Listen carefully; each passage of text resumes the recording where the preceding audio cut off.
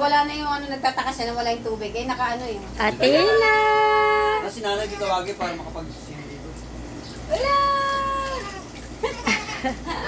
Tuwang-tuwa si Puday eh.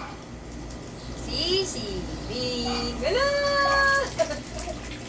Sana nalulunod siya sa ginagawa. Hello!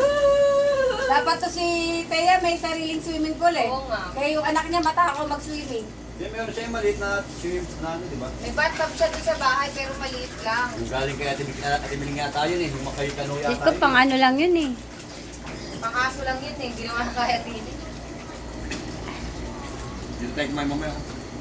Oh, dyan tayo. Malilim na dyan banda oh. Dito yung kapaw.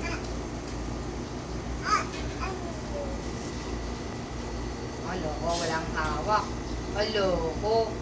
Aloko. Oh, Namamalo. bakit mo ako pinalo? Agad. Tingkad ng araw. Gawag Sara.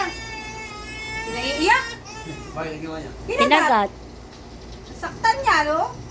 Igi. Walang gago. Igi.